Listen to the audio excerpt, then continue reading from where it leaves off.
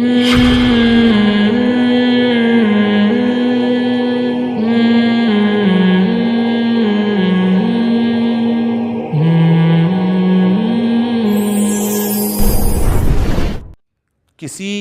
کی مخالف مولانا طارق جمیل صاحب کا حشر کیا ہے آپ دیکھو یار، کیا کیا حشر کیا.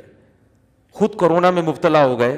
جب انہوں نے پچھلے سال یہ ریکارڈ کروایا کہ کرونا بیماری ہے، دعا کروائی، کتنے لوگوں نے ان کا مذاق اڑایا کہ یہ گورنمنٹ معاذ اللہ گورنمنٹ کے پٹھو ہیں، حکومت کے کہنے پر کرونا کر رہے ہیں. آج ان کی حالت دیکھیں بیچاروں کی، کتنا اس بیماری میں خود مبتلا ہوئے. تو ان تمام لوگوں کو معافی مانگنی چاہیے نا کہ حضرت واقعی یہ تو ایک حقیقت ہے، ہم تو مذاق سمجھ رہے تھے، یہ تو آپ خود ہو گئے، میں خود مبتلا ہوا ہوں اس میں، کتنے لوگ. لیکن کس قدر اس وقت میں دیکھتا تھا کمنٹس پڑھتا، مجھے تو رونا آتا تھا. ایک دفعہ میں باقاعدہ رویا ہوں آنسوؤں سے کہ یار ایک کی اتنی خدمات ہیں، ایک عالم کی پوری جوانی قال اللہ قال رسول بیان کرنے میں لگ گئی، ہزاروں لوگوں کو توبہ کی توفیق ملی. آپ کرونا کی بیس پہ ان کو برا بلا کہہ رہے ہو کہ حکومت کے پٹھو اور حکومت کے لالچی اور جو ہے نا بادشاہوں کے درباروں میں جانے والے درباری ملا، یہ سب چیزیں لوگ لکھ رہے ہوتے ہیں. تو آپ کو کیا خدا سے کا خوف نہیں ہے؟ آپ کو ڈر نہیں لگتا کہ اللہ کو بھی ان باتوں کا جواب دینا ہے؟ اگر کوئی کسی وزیر اعظم کے یا کسی بادشاہ کے دربار پہ جا رہا ہے، اچھی سوچ بھی تو رکھ سکتے ہو نا، سمجھانے کے لیے جا رہا ہوگا، قریب کرنے کے لیے جا رہا ہوگا. اسلام میں کب ہے کہ بادشاہ کے دربار میں نہیں جا سکتے؟ آپ کو قرآن و حدیث سے کوئی دلیل دکھاؤ. لوگ مجھے بھیجتے ہیں کہ وہ فلاں بزرگ نے بادشاہ کے ساتھ یہ بدسلوکی کی تھی، بادشاہ نے بلایا تو بھی نہیں گئے. بھائی بزرگوں کے واقعات وہ حجت نہیں ہوتے. اگر آپ کے پاس 10 بزرگوں کے ایسے واقعات ہیں کہ بادشاہ نے بلایا نہیں گئے، تو ہمارے پاس 100 بزرگوں کے ایسے واقعات ہیں کہ نہیں بلایا پھر بھی گئے سمجھانے کے لیے. تو بزرگوں کے تو دونوں طرح کے واقعات ملتے ہیں. جس بزرگ نے جس لحاظ سے جس بات کو بہتر سمجھا انہوں نے اس پر عمل کیا، ان پر کوئی الزام نہیں ہے. بعض بزرگوں نے سوچا کہ ہم جائیں گے، ان کی عزت بڑھے گی، اس عزت سے یہ اپنے سیاسی مفاد حاصل کریں گے، وہ نہیں گئے. ہمارے شیخ حضرت مفتی رشید احمد صاحب رحمہ اللہ تعالیٰ کے بارے میں لوگ کہتے ہیں کہ وہ حکمرانوں سے بہت استغنا برتتے تھے، بالکل برتتے تھے، لیکن حضرت نے کسی حاکم کی کبھی بے اکرامی نہیں کی ہے، کبھی بھی نہیں کی. حضرت نہیں جاتے تھے حکومت کے پاس، یہ بھی ٹھیک ہے. امام ابو حنیفہ نہیں جاتے تھے، امام ابو یوسف جاتے تھے، انہوں نے کام لیے حکومت سے. تو ہمارے پاس دونوں طرح کے علماء ملتے ہیں. بہت سے ایسے ہیں جنہوں نے استغنا کیا، نہیں جانا. بہت سے ایسے جو گئے اور انہوں نے محبت سے حکمرانوں کو قریب کر کے ان سے خیر کے بہت سارے کام لیے. انہوں نے کہا ان کی مخالفت سے کچھ بھی فائدہ نہیں ہوگا. اور آپ تاریخ اٹھا کے دیکھو، جو علماء محبت سے حکمرانوں کے پاس جا کے ان کو سمجھایا ہے نا، ان سے دنیا میں بڑے بڑے انقلاب آئے ہیں اور اللہ نے بڑا کام لیا ہے. جنہوں نے استغنا برتا، ہم ان کی بھی اچھی تعویل کرتے ہیں، ان کی نیت اچھی تھی، لیکن ان سے بڑا کام نہیں ہوا کوئی. بس یہ تو امپریشن گیا کہ علماء میں استغنا ہوتا ہے، لیکن کوئی بڑا کام نہیں اللہ نے ان سے لیا. بار بار میں مثال دیتا ہوں اپنے بیان میں کہ اکبر بادشاہ جو بالکل ملحد ہو چکا تھا، مجدد الثانی رحمت اللہ علیہ اکبر بادشاہ کے دربار میں خود گئے ہیں، بادشاہوں کو قریب کیا، شہزادوں کو قریب کیا. شہزادے کو یہاں تک بولا، اس وقت بہت سے علماء نے ان کی بھی مخالفت کی مجدد الثانی رحمت اللہ علیہ کی کہ یار یہ بادشاہوں کے پاس جا رہے ہیں، شہزادوں کے پاس جا رہے ہیں. وہ یہ کہتے تھے دیکھو ہم بغاوت نہیں کر سکتے، ان سے حکومت نہیں چھین سکتے، ہمارے پاس طاقت نہیں ہے، حکمران یہی ہیں. اگر ان کی مخالفت کرو گے تو اپنا بگاڑنے کے علاوہ کچھ بھی حاصل نہیں ہوگا. کل یہ پکڑ کے جیل میں ڈال دیں گے. جو تھوڑی بہت خیر کا کام ہو رہا ہے اس سے بھی ہم جائیں گے. تو کیوں نہ ہم مسلمانوں کے مفاد میں ان کے پاس جائیں بغیر کسی لالچ کے. ہم ان سے ہدیہ نہیں لیں گے، ہم ان سے 1 روپیہ بھی نہیں لیں گے. تو کیوں نہ ہم پورے ہندوستان کو، اکبر بادشاہ تو وہ بادشاہ تھا جس نے ایک نیا دین بنا دیا تھا. سور کے گوشت کا حلال ہونے کا اس نے فتویٰ دیا تھا، اور مورتیاں ہندو عیسائی اور اسلام سب کو مرج کر کے ایسا کچومر نکال دیا تھا کہ بہت ہی بیڑا غرق کر دیا تھا اس نے ہندوستان میں دین کا. اور تھا بڑا مضبوط، 50 سال حکومت کی ہے، 40 یا 50 سال. تو بہت سے علماء نے اس پہ فتوے دینا شروع کیے کہ یہ کافر ہو گیا، یہ مرتد ہو گیا، یہ اس کا نکاح ٹوٹ گیا. بہت سے علماء نے، وہ بھی ٹھیک ہے، حق پرست علماء تھے. لیکن جلال الدین اکبر رحمۃ اللہ نے، وہ مجدد الافسانی رحمۃ اللہ نے فرمایا کہ یہ فتوے دینے سے کام نہیں چلے گا. کل مولانا طارق جمیل صاحب کا میں نے کلپ دیکھا, جنید جمشید کو کیسے دین پہ لائے وہ بڑا زبردست. میں نے بہت لوگوں کو دی کہ 6 سال لگے ہیں جنید جمشید کو, 2 دفعہ داڑھی کٹا چکا تھا وہ. تو بہت سے لوگ کہہ رہے تھے یہ منافق ہے, 2 نمبر ہے. انہوں نے کہا بھائی ہم فتویٰ دینے کے لیے نہیں ہے, منافق کون ہے 2 نمبر کون ہے, ہم دائی ہیں, ہمارا کام ہے لے کر آنا. 2 دفعہ توبہ توڑ دی ہے. تبلیغ میں 4 مہینے لگا کے جنید جمشید نے اتنی بڑی داڑھی رکھی, اتنا مولانا نے اس کو محبت دی, راتیں اس کے ساتھ گزاری, جیسے ہی گھر گیا دوبارہ کلین شیو. ٹھیک ہے نا, دوبارہ کیا. اب بہت سے لوگوں نے کہا بندہ ہی منافق ہے, اس کو تو چھوڑ دو, داڑھی رکھ کے کٹاتا ہے. مولانا نے نہیں چھوڑا.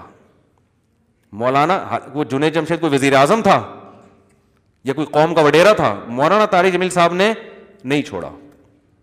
فرمایا نہیں بھائی, ٹھیکیدار ہم تھوڑی ہیں, وہ تو اللہ نے جو بدلہ لینا ہوگا وہ اللہ لے گا.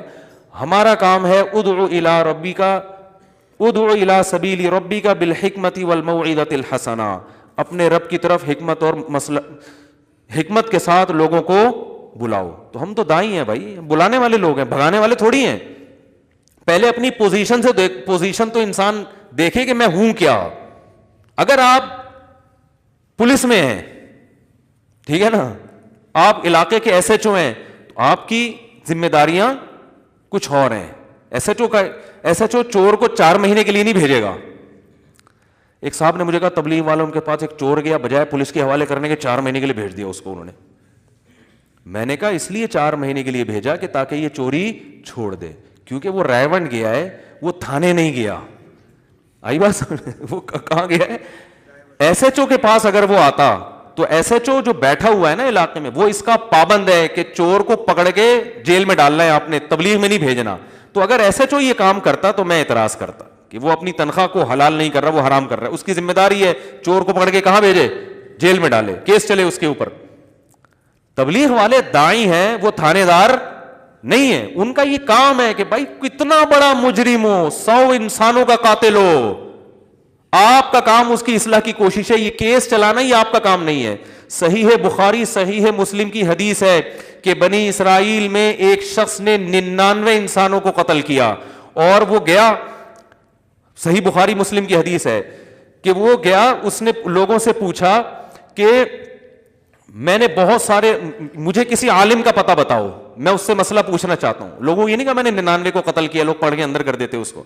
اس نے کہا بھائی مجھے کوئی عالم کا پتہ بتاؤ. حدیث میں آتا ہے فضل اللہ علی راہبن, لوگوں نے عالم کے بجائے راہب جو صوفی ٹائپ کے ہوتے ہیں نا, عبادت گزار, کیونکہ لوگوں کو عقیدت ان سے زیادہ ہوتی ہے, علماء سے کم ہوتی ہے. لوگ کہتے ہیں علماء تو ٹماٹر بھی خرید رہے ہیں, شادیاں بھی کر رہے ہیں, بچے بھی پیدا ہو رہے ہیں, اور ادھر بھی جا رہے ہیں, کبھی بائک پہ جا رہے ہیں کبھی. اور یہ جو صوفی ٹائپ کے ہوتے ہیں یہ ہر وقت مراقبہ سینٹر, جو صحیح صوفی ہیں ان کی بات نہیں کر رہا میں, صحیح صوفیوں کی بات نہیں کر رہا. تو جو عام طور پر جن سے لوگ متاثر ہوتے ہیں نا, عامی لوگ, وہ تو اسی ٹائپ کے صوفی, بس چادر لے کے بیٹھے ہوئے ہیں اور ہلا ہی نہیں آ رہا ان سے. پولیس آ کے حضرت کو اٹھاتی ہے, ورنہ اٹھ ہی نہیں سکتے یہ. تو جو بدعتی ٹائپ کے صوفی ہوتے ہیں, مراقبے سینٹر, نیلی روشنی پیلی روشنی, ان چکروں میں گھمایا ہوا ہے لوگوں کو کہ نیلی روشنی کا مراقبہ ہو رہا ہے تو گلابی روشنی کا مراقبہ ہو رہا ہے, پتہ نہیں کیا کیا ہو رہا ہے.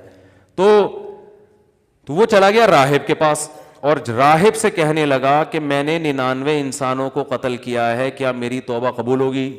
راہب نے کہا 99 کی بھی کبھی توبہ قبول ہوتی ہے؟ 1 2 3 4 5 6 ہوتے تو کوئی بات ہے, 99 کو یہ بھائی نہیں ہوگی. اس نے کہا جب نہیں ہوگی تو سینچری پوری کروں میں. اس نے کہا چلو اس کو بھی مارو, 100 پورے کر دیے. لیکن اس کے دل میں ایک جذبہ تھا کہ بھائی میرے لیے جنت میں جانے کا کوئی آپشن ہے تو میں بھی اس طرف آؤں, میں بھی دین کی طرف آؤں. اب وہ تو ہونا تھا جو ہو گیا نا. جنید جمشید نے 2 دفعہ داڑھی کاٹے, 20 دفعہ کاٹے, وہ تو اس کا کام ہے نا. پھر بھی اللہ نے موت سے پہلے توبہ کا راستہ کھولا ہوا ہے. جب اللہ نے کھولا ہوا ہے تو کوئی بھی اس کو بند نہیں کر سکتا, کوئی بھی نہیں بند کر سکتا. نہ کوئی مفتی بند کر سکتا ہے, نہ کوئی عالم بند کر سکتا ہے. تو جب اللہ نے راستہ, تو وہ پھر اس نے لوگوں سے پوچھا کہ کسی عالم کا پتہ بتاؤ. تو لوگوں نے, حدیث میں آتا ہے فضل اللہ علی رجل عالمین, لوگوں نے عالم کا پتہ بتایا. اس سے علماء کی فضیلت پتہ چلتی ہے, عالم نے کیسا بہترین گائیڈ کیا. تو حدیث میں آتا ہے فَأَتَاهُ فَقَالَ إِنَّهُ قَتَلَ مِئَةَ نَفْسٍ فَهَلْ لَهُ مِن تَوْبَةٍ، میں نے 100 انسانوں کو قتل کیا ہے، کیا میری توبہ قبول ہوگی؟ اب جو لوگ یہ کہتے ہیں نا تبلیغ والے چور کو بھی اور قاتل کو بھی تبلیغ میں بھیج دیتے ہیں، پولیس کے حوالے نہیں کرتے، ان کا اس حدیث میں جواب ہے۔ ان عالم کو چاہیے تھا فوراً تھانے فون کرتا، 100 بندوں کا قاتل موسٹ وانٹڈ جن کی اتنی ایف آئی آریں کٹی ہوئی ہیں میرے پاس ہے، آ جاؤ۔ کیا خیال ہے؟ کرنا چاہیے تھا نا؟ نا نا نا نا، ان کو یہ الاؤ نہیں تھا۔ ایک آدمی خود چل کے آیا ہے، توبہ کے ارادے سے اپنی اصلاح کرنا چاہتا ہے، ابھی پولیس کو نہیں فون کریں گے آپ، ابھی اس کو توبہ کا طریقہ بتائیں گے۔ بھائی یہ آپشن ہے، باقی پولیس جانو، تم جانو، جن بندوں کو تم نے مارا ہے ان کے لواحقین جانے، وہ تمہارا ہیڈک ہے۔ ہاں وہ تمہارے جس کو مارا ہے اس کا کوئی چاچا ماموں مل جائے تمہیں پکڑ لے تو وہ تمہارا ہیڈک ہے، پھر میں چھڑوانے نہیں آؤں گا۔ تو ان عالم نے کیا فرمایا؟ نام من یحول بینہ و بین التوبہ، کیوں نہیں توبہ قبول ہوگی بھائی؟ کس نے کہہ دیا؟ کیسا اپریشیٹ کیا جا رہا ہے اس کو۔ یہ ہے داعی، یعنی وہ عالم مسئلہ بھی بتا رہے ہیں اور دین کی دعوت بھی دے رہے ہیں، صرف فتویٰ نہیں دے رہے کہ تو نے چونکہ 100 آدمیوں کو قتل کیا ہے، یا تو یہ فتویٰ دیتے تو جائے گا ہی جہنم میں، اور 1-2 کے بعد آ جاتا نا، اب 100 کے بعد آ رہا ہے۔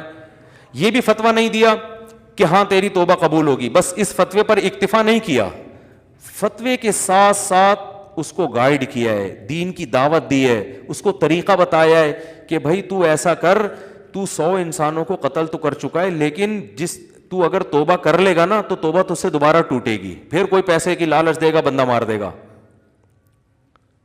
تو اس لیے ایسا کرو، انطلق الی ارض کذا و کذا، فلاں علاقے میں جاؤ، فإن بها اناسا یعبدون اللہ، وہاں کچھ نیک لوگ رہتے ہیں جو اللہ کی عبادت کرتے ہیں، فاعبد اللہ معہم، تم بھی وہاں رہ کر اللہ والوں کے ساتھ رہو، ولا ترجع الی ارضک فإنها ارض سوء، اس زمین کی طرف واپس لوٹ کے مت آنا، یہ برے لوگوں کی زمین ہے، یہاں رہ کر تم دوبارہ بگڑ جاؤ گے۔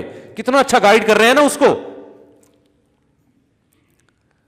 تو جنید جمشید کو بھی اسی طرح سے انہوں نے گائیڈ کیا، بھائی 2 دفعہ داڑھی کٹائی ہو، 10 دفعہ کٹائی ہو، ہم نے اس کو اچھا ماحول دینا ہے۔ وہ فرماتے ہیں میں نے اس کو مسجد میں سلایا، کو اپنے ساتھ دوبارہ نکالا، 4 مہینے کے بعد داڑھی کٹا کے وہ واپس گلوکار بن گیا، تو پھر وہ تو آ نہیں رہا تھا، فرمائے میں نے اپنے خرچ ان کی ٹکٹ کرا دی۔ جنید جمشید نا شرمندگی کی وجہ سے مولانا سے ملنا نہیں چاہ رہا تھا کہ میں دوسری دفعہ داڑھی کٹائی ہے، کیا آپ بولیں گے اتنی بڑی داڑھی رکھ کے کاٹ دی۔ تو مولانا کہتے ہیں کہ میں نے اس کا ٹکٹ خود کرایا، تو نہیں ملنا چاہ رہا، میں تو ملوں گا بھائی، تو میری جو ذمہ داری ہے وہ میں پوری، بولتے کیوں نہیں، کیا ہو گیا، میں کروں گا۔